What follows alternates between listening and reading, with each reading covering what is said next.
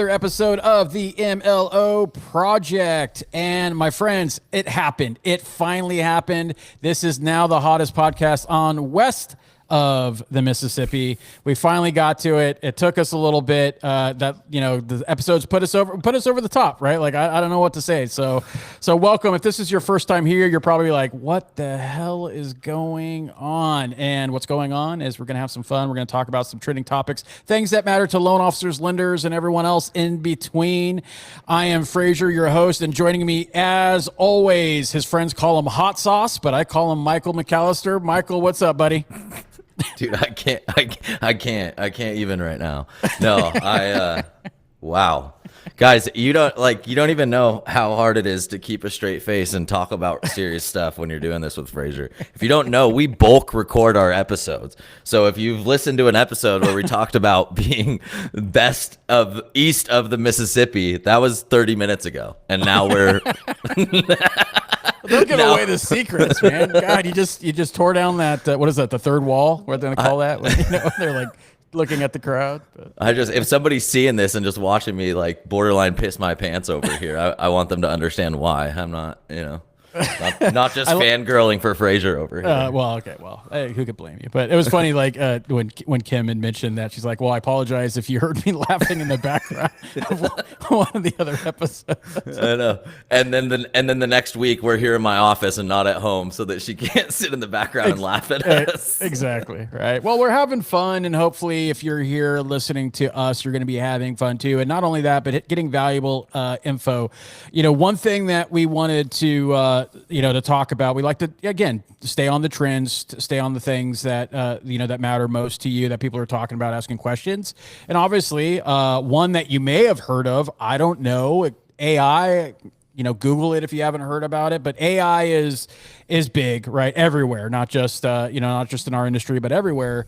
But because AI is becoming integrated into everything, we want to talk about it. And that's going to be a big part of what I do in my accelerator. And I made a post not too long ago about that, where the new evolution of what I'm doing is going to include huge AI. So I'm getting really in depth with that, but not just like learning AI and say, yeah, use ChatGPT, but like, how do you use it? How do you save hours of your time creating content? How are you going to weaponize AI to achieve growth and efficiency and effectiveness in what you're putting out there? And so one thing that's huge, that's out there a lot, is you may or may not have heard, but the term agentic or AI agents.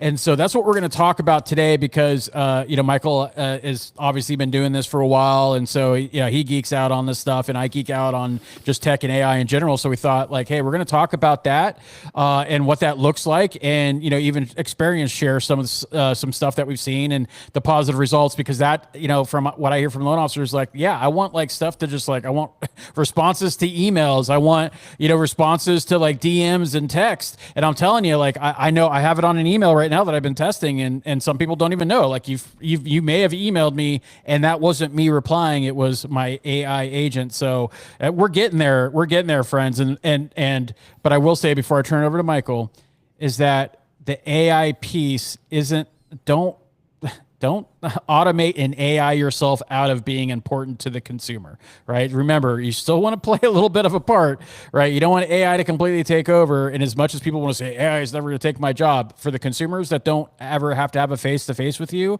or see you on video, right? And even that's going to be an AI at some point, right? Like, and they already have a little bit of that already.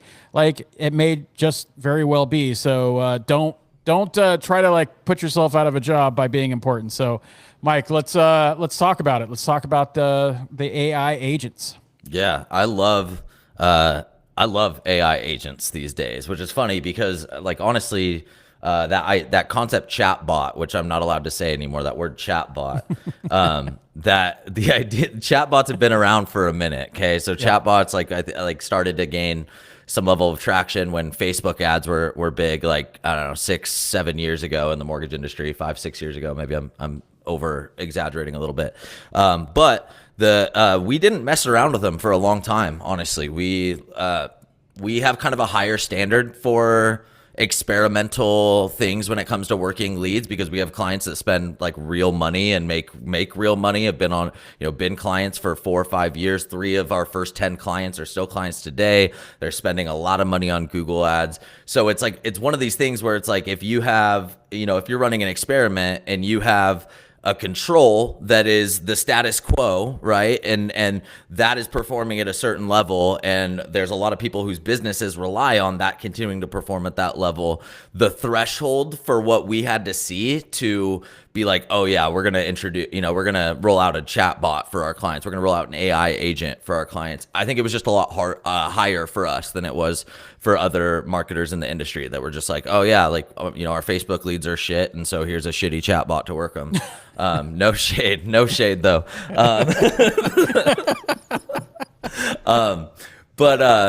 So it was when ChatGPT came out, and this concept of like generative AI, right? This idea that now we're actually, rather than before, chatbot was just like logic forks, essentially. Like if they say this, then do this. You plan for all of the cases that you can think of, and if it responds outside of those cases, like responds with something unexpected, then you have to program for that as well, and you have to say, what are you going to do? And it does, like, that's no longer the case anymore. Since ChatGPT kind of became mainstream, now all of these bots actually use ChatGPT or some similar model, some similar AI generative model to generate contextual responses, which still, I joke, like, AI stands for almost intelligent. Like, I still would not, like, the one thing that we talk about when we get a client that wants to use the AI agent, number one, you got to have the budget to make it worth it. Like, you got to be spending enough money and getting enough leads in the door that, like, it's not going to hurt you in your stomach when you see a goofy conversation here and then, because it happens. Like, it's not a perfect technology, but it's freaking crazy. Like when it goes well, which I would say is probably at this point like 70-80% of the time, like, it is gnarly how contextual and like contextually almost like empathetic, like, somebody, one of the big issues with automation and chatbots before was like, you're looking for a response of what is it that made you decide to reach out, and they say something about getting a divorce, a recent divorce or a death in the family, and the response is, great, I can help with that, right? And it just awesome, right? That means you're ready. There's never been a better time to buy. And so that's one of the things that I think this, like, the generative layer added, that's been really, really cool to see, is the empathy that exists, the context that exists. We use a tool called CloseBot. Now, HighLevel, like, obviously Empower LO, we're big on HighLevel, like, huge on HighLevel. HighLevel has a built-in chatbot conversation AI functionality. I don't talk much about that because we've worked with HighLevel long enough to know that, like, you don't want to be the first to use any of their features. Like, you kind of, you let the dust settle, you kind of let the use case prove itself over time. So we dabbled with it and didn't have that good of results. We started using this company called CloseBot, where the owner is super, super involved. He crowdfunded from the users his first round of funding, and has a Facebook community, and we're all like super engaged in it. So I love it. I love working with companies that are like that, because HighLevel was like that back in the day as well. They still are. They're just super engaged in their community. You can tell they're developing the product for the people that are using it and not for whatever their vision is.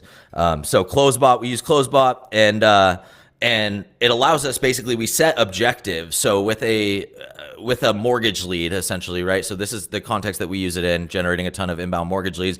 We have this bot in place to book appointments with the loan officer.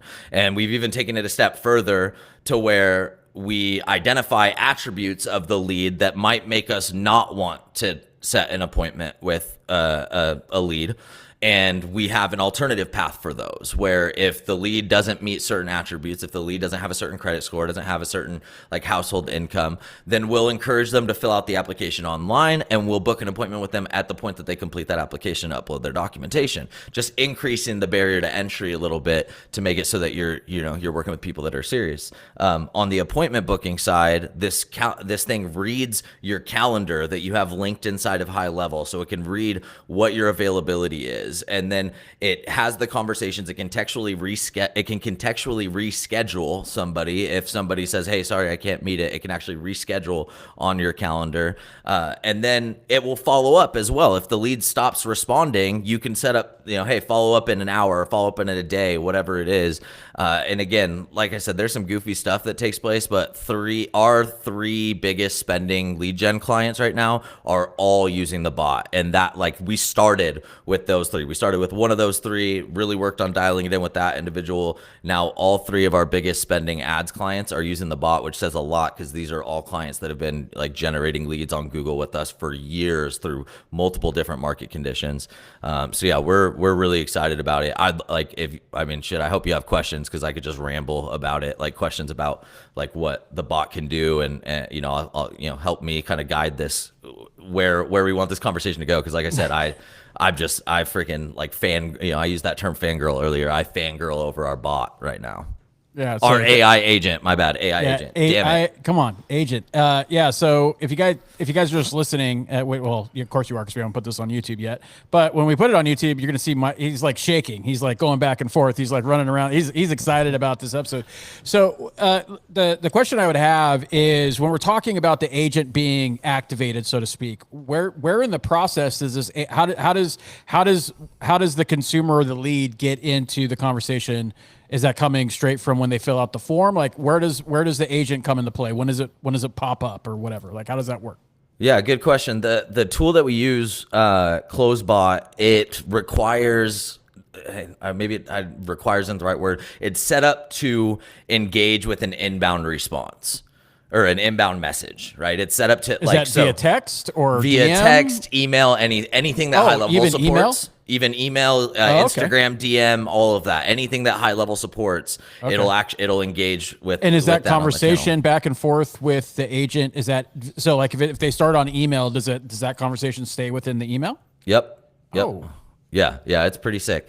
And so the trick is you got to get it to send you a message in the first place, though. So to answer your question, like the pinnacle of this, and arguably another step towards like frontline loan officers being kind of insignificant in the realm of working leads at the very least, the pinnacle of this would be, hey, the lead filled out this form. This is the background, like how the lead got here. And then the AI will actually generate the outbounds and the cadence, and then teach itself over time based on the engagement that it's getting on what messages and shit. That'll be the pinnacle, and we're all screwed, or at least my company's screwed when that happens.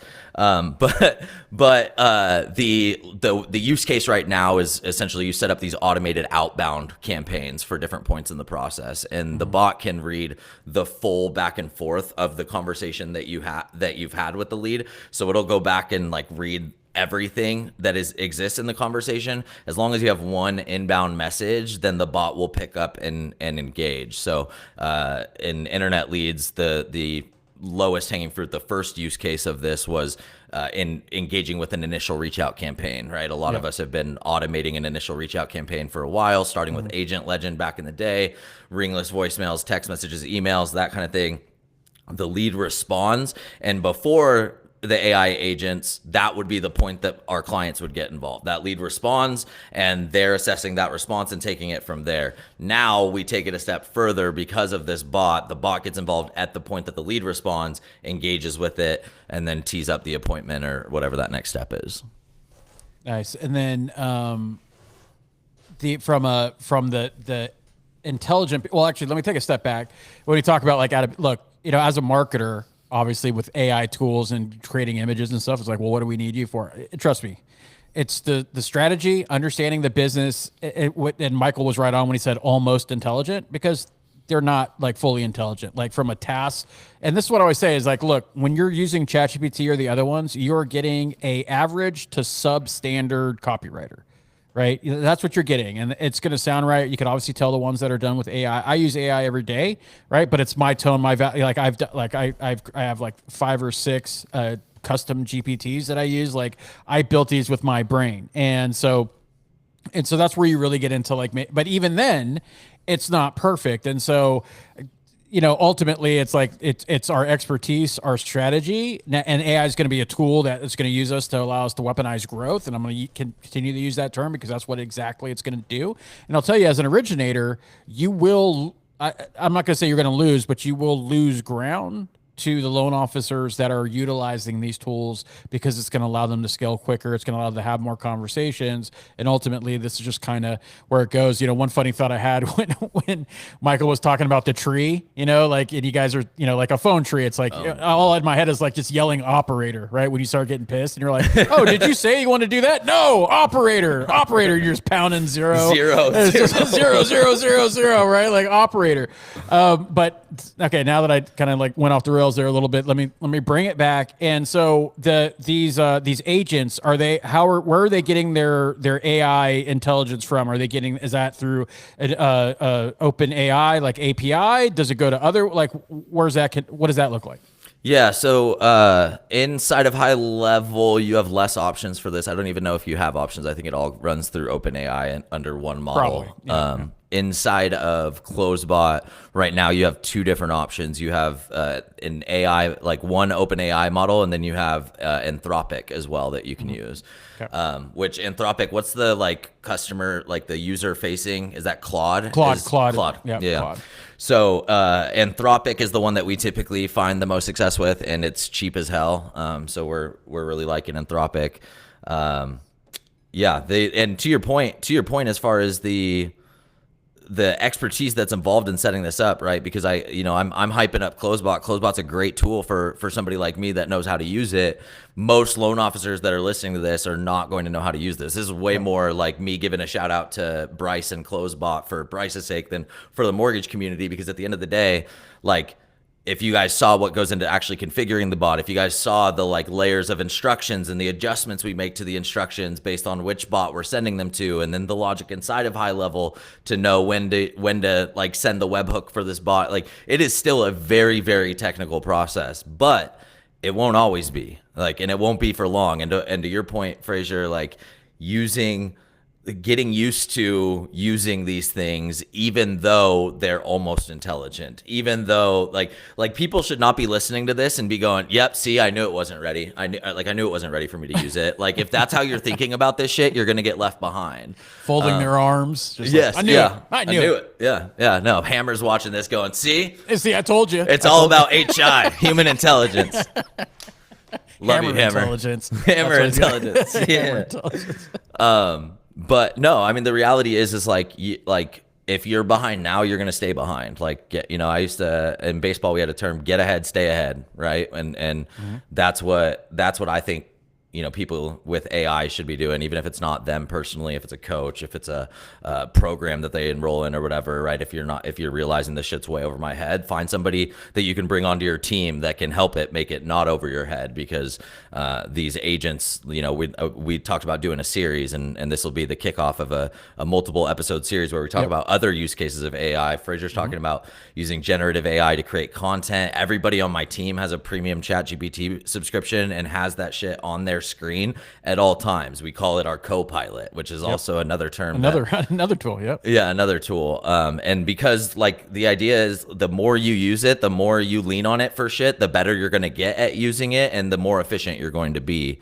So not just with the bots, obviously, which are sick and I'm still excited about. But yeah, AI as a whole, it's here to stay, and you got to be using it in some capacity. Yeah, and one thing that you could take to the bank is that with Michael and I are geeky ways when it comes to AI and tech and what we want to do this year. like I mentioned with, what I'm doing with my accelerator, obviously, and if you're a client with Empower, you get access to that. So that's why when we say that you're all-in-one marketing partner, and this isn't like a plug for us, but just know that like we believe it so much that like there will be no other solution out there that gives you the full circle of AI intelligence and strategy and training, and because we want you to be an AI empowered LO. Right. And that's what we want. Right. Like we want you to use these tools. But like Michael was saying is like, hey, we'll put the link to everything in the show notes and and I mentioned this on another episode about like the free 99 stuff. I'm telling you, there's a lot of loan officers who are like, oh, I could do that. I don't need to pay anyone. And it's like, man, and they spend hours upon hours upon hours, and they haven't built anything, like, or it doesn't work, and then they're trying to troubleshoot it. And just like, guys, the least path is, if it's not us, another service, right? Like, don't waste your time trying to do these things that was spent hours upon hours doing, messing around with, trying to, getting your email right and all these things, right? But like, having that AI strategy and understanding the power and what it's going to do. Because for me, and this is where a lot of people tend to get a little bit too dependent on AI, is like, well, I asked ChatGPT, and then as like it's gospel, guys, like it's not always right. And so like, remember, it's almost intelligent, right? And so it's going to take time to get there. And so you just can't take it as gospel, but more importantly, you got to understand how to use it. Just like Google, right? Like, my wife Googles something and I Google something, I get pretty much the right answer. She is like, how did you even get to that point? Right. It's all of how, guys, don't worry. She's never going to listen to this episode. She doesn't even listen to me in person. She's not going to listen to me on a podcast. So like, it's just how you use it. And same with ChatGPT. It's going to be the same thing. It's like that input output. It's like TU, garbage in, garbage out. Right. So like you have to put in the right stuff. You have to use it the right way. And that's one of our purposes, not just this year, but for the future, is we're going to help you. Like, we're going to help you win with AI, but we're not going to use it as a way of like, complete dependency on it. And then, hopefully, nothing ever changes. Right. Yeah. Or like, we're not going to just geek out on AI because it's AI and it's new and it's exciting, and we're just going to throw it your way because of that. Like, yep. Again, going back to the beginning of this, like we didn't mess with chatbots at all until a year ago. And then it took us 6-7 months of working on the AI agent with one of our top clients before we rolled it out to a couple other top clients. And then it was, months before we rolled it out. So same thing on the generative side, same thing on the content side. Like, this stuff is not coming at you because it's hot. It's coming at you because if you don't leverage it, you're going to be left behind, period. Like, it is not a question of if, it's a question of when. Yep. And speaking of left behind, don't be left behind in the movement that is HighLevel. And did you know that we run the unofficial HighLevel Facebook group for mortgage pros? I have the link in the show notes, and you could look at it on Facebook. Search, it's HighLevel for mortgage pros. Got a lot of members in there, and it's not just, obviously it's by us, so it's Empower, but there's people in there from other HighLevel, their own agencies, all loan officers. It's about bringing other loan officers, asking questions. I did a thing about switching my calendar over. I did a thing about replacing mini chat, all the features. HighLevel is so powerful. You can do so many different things. I'm learning as I'm going too, because there are certain things that I only focused on in the beginning when I built my own stuff on. And, now working with Michael, I get to geek out on a lot of other cool stuff. And so it's just a great group. If you have questions, because I see that in other Facebook groups where they're asking, just go in there and ask questions. Like, we're happy to answer them. Yeah. Obviously, we're not going to get in the weeds of like building out your HighLevel just in the Facebook group. But if you have a simple question or something, just like, hey, yeah, this is how you do it. This is how we've seen other people do it. But you'll soon realize that a lot of people bite off more than they can chew by trying to do all themselves just to save some money, and realize that like, man, like I can't send email, or my text doesn't work, or I can't get A2P approved. All of these different things that come to essentially running your own CRM, which is what HighLevel. It's the good and bad thing of HighLevel. And so, just know that group's available to you. The link's in the show notes. Come check it out and, ask questions. Yeah, yeah, 100%. We love what I love about the high level community is that, and this was before even we brought it to like the mortgage side, and we put the High Level for Mortgage Pros group together. What I love about the high level community is it's attracting like entrepreneurial but also very collaborative people, and so like from what I've seen, whether it's the high level group or whether it's our High Level for Mortgage Pros group, like we've got a group of people that are very, very willing to like offer information, offer like assistance, help, like for no charge. A lot of these guys are loan officers, originators, owners of brokerages, etc. And they just, I don't know what it is. I don't know what it is about the platform. It just attracts those people, which is something I'm super proud of and grateful for. So please, yeah, join the community, ask questions, whether it's about CloseBot, high level, whatever it is. We'd love to see you. Yeah, absolutely. All right, my friends. Well, that is the wrap on another amazing, fantastic episode of the MLO Project. I hope you enjoy this. And my friends, this podcast doesn't cost you anything to listen to, but we would love if you would share it with the rest of your friends, the community. Give us a shout out on social media. We'd love to hear from you. Give us feedback on the other topics and things. Obviously, AI will be a big one, but other things that you'd like us to talk about. We always want to make it relevant to you, our audience, and we appreciate all the love that we've gotten thus far. And I think a round of applause is due to Michael's microphone because we fixed that solution so it doesn't sound like he's underwater in a phone booth driving in a car, right, on FaceTime speakerphone. But we got it figured out. He's clear as a bell now. We love it. And so we're going to continue to upgrade and do new things. And like I mentioned, like we're going to put these on YouTube too for people that actually just want to watch it. I don't know why you'd want to, but you can watch us talk. And that'll be more important when we have our interviews, which are coming up. So we're excited to bring other people on to talk about it. I don't know if they're ready for it. I don't know if they're ready for it, but it's going to be some good times. So on behalf of Mr. McAllister, I am Frazier, and this is the MLO Project, and we will see you on the next episode. Take care.